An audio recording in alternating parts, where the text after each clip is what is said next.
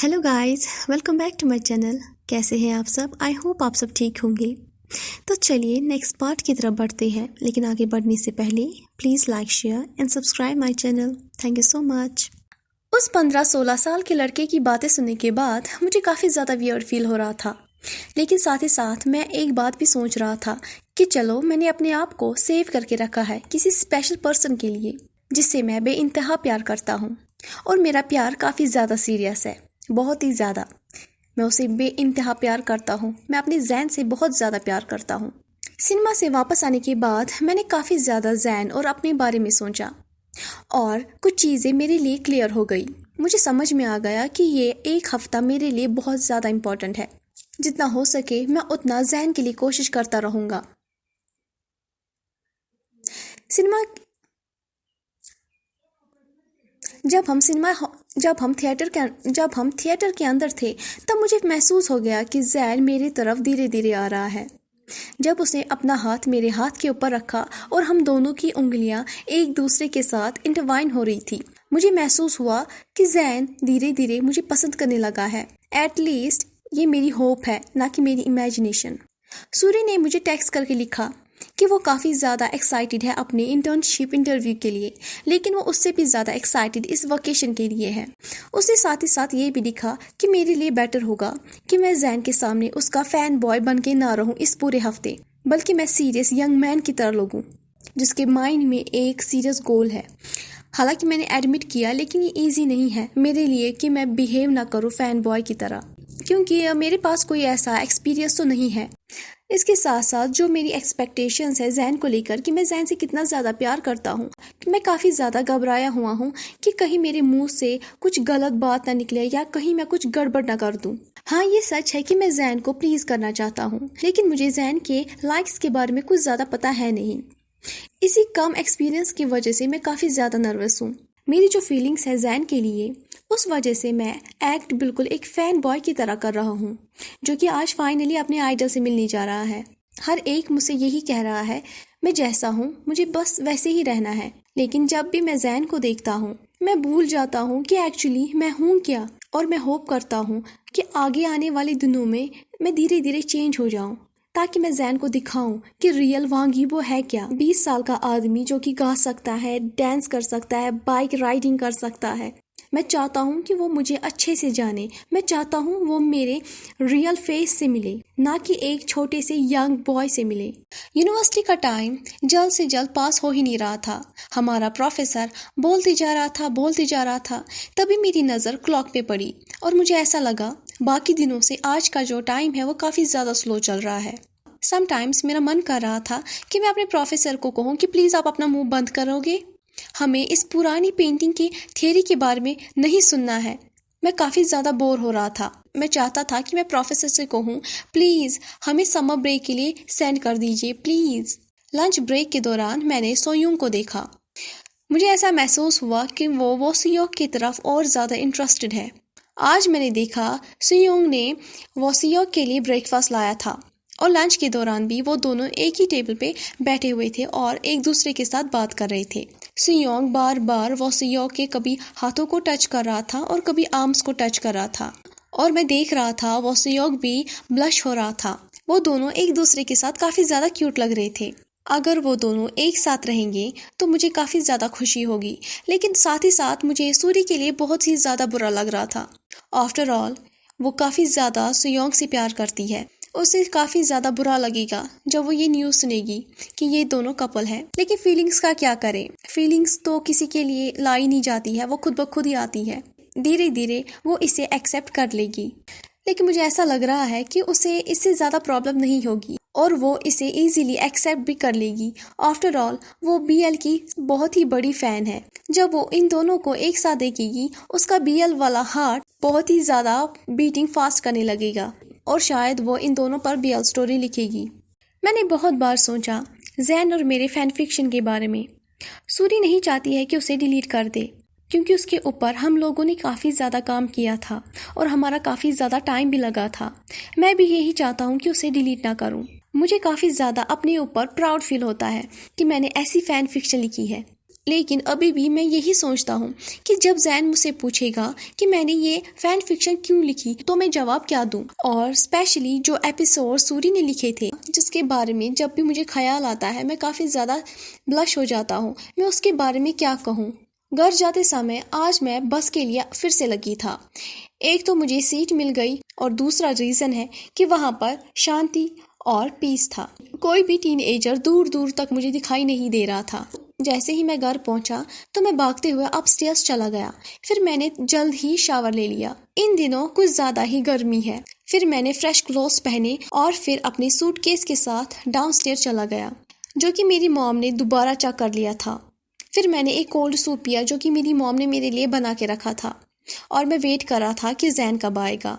बिल्कुल मेरे डैड की तरह मेरी मॉम ने भी मुझे याद दिला दिया, बेटा जैसे हो वैसे ही रहना, अपने ऊपर कोई भी फोर्स मत करना और ना ही कुछ भी गलत काम करना। ऐसा कोई भी काम मत करना जो तुम नहीं चाहते हो तुम करो। अपने आप को ईजिली लेना और वही करना जो तुम्हें अच्छा लगता है। अगर तुम्हें कोई भी चीज़ वियर्ड लगे तो उसे अवॉइड कर देना। और हाँ, एमा पे नज़र रखना, मुझे वो ठीक नहीं लगी। मैंने अपनी मॉम को इन सारे बातों पर प्रॉमिस कर दिया और मुझे समझ में ये भी नहीं आ रहा था कि मेरी मॉम को एमा ऐसी क्यों लगी जबकि मेरी मॉम एमा से सिर्फ एक ही बार मिल चुकी है। फिर मैंने गैस किया शायद मेरी मॉम इसलिए कह रही है क्योंकि वो मुझसे बहुत ज़्यादा प्यार करती है। बिल्कुल टाइम पर जैन ने डोरबेल बजा दी। मेरा जो दिल है डोरबेल की आवाज़ सुनते ही उसने जंप करना शुरू कर दिया। मैं भागता हुआ डोर के पास पहुंचा और मैंने दरवाज़ा ओपन कर दिया। दरवाज़ा ओपन करते ही मैंने जैन को देखा। उसने मेरी तरफ स्माइल की और फिर मुझे ग्रीट किया। ग्रीट करते हुए उसने मुझे हग भी किया। उसके बाद उसने मेरी मॉम को भी ग्रीट कर दिया। हम दोनों ने मॉम को गुड बाय कह दिया और मॉम ने हम दोनों को गुड टाइम विश किया और फिर हम दोनों वहां से चले गए। जैसे ही मैं गाड़ी के अंदर बैठा तो सूरी चिल्लाने लगी, बोबो फाइनली हमारा टाइम आ गया, हम लोग अब फाइनली बीच पे जा रहे हैं। ये बातें सुनने के बाद एमा ने अपने कानों को बंद कर लिया। जैन ने भी शुक किया और जोर जोर से हंसने लगा। जैन ड्राइविंग कर रहा है। 5.5 घंटे हमें लगे। उस दौरान वो दोनों लड़कियां सो गई। मैं और जैन बातें कर रहे थे। जैन मुझसे स्टडीज के बारे में बात कर रहा था। उसने काफ़ी ज़्यादा मुझे बातें बताई और काफ़ी ज़्यादा टिप्स मुझे दी जिससे मुझे काफ़ी ज़्यादा हेल्प मिल रही थी। मुझे काफ़ी ज़्यादा अच्छा लग रहा था। वो काफ़ी ज़्यादा इंटरेस्टिंग बातें कर रहा था। फाइनली हम अपनी डेस्टिनेशन पर पहुंच गए, लॉग कैबिन, जो कि बैक डोर के लिए है। जब भी हमें बैक डोर से बीच के लिए जाना हो हम तभी इसका इस्तेमाल करते हैं। जो घर बुकिंग साइट पे दिखाया गया था ये घर उससे थोड़ा बहुत डिफरेंट है। घर के अंदर एंटर करने के बाद 5 मिनट में ही हम लोगों ने नोटिस किया कि नेट पे दिखाया जा रहा था कि इस घर के अंदर 4 बेडरूम्स है, लेकिन रियल में इस घर के अंदर सिर्फ 2 ही बेडरूम्स थे। दोनों बेडरूम्स के अंदर 2-2 बेड है, या तो हम उन्हें सेपरेट रख सकते हैं या तो एक साथ। ये देखने के बाद एमा ने इमीडिएटली कहा, मैं और जैन एक ही रूम शेयर करेंगे। ये सुनते ही जैन ने इमीडिएटली कहा, नो ये तो आउट ऑफ क्वेश्चन है। तभी सूरी ने भी जवाब में कहा, बिल्कुल मैं और बोबो भी एक ही रूम शेयर करेंगे। फिर से जैन ने चिल्ला के कहा, नहीं बिल्कुल भी नहीं, ये आउट ऑफ क्वेश्चन है, समझे? औरत और आदमी बिना शादी किए एक ही कमरा शेयर नहीं कर सकते हैं। नो वे, बिल्कुल नहीं, मैं ऐसा नहीं होने दूंगा। सूरी और मैं एक दूसरे को देखकर हंसने लगे।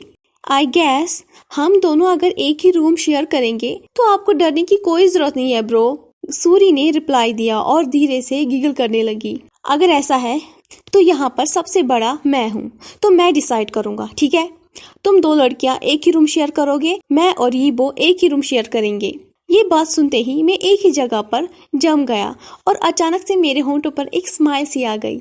मैं बिल्कुल एक इडियट की तरह स्माइल कर रहा था और सोच रहा था मैं जैन के साथ रूम शेयर करने वाला हूँ। हम लोगों ने क्विकली अपना सामान अनपैक कर दिया और फिर बेड को सेपरेट करके अलग अलग कर दिया।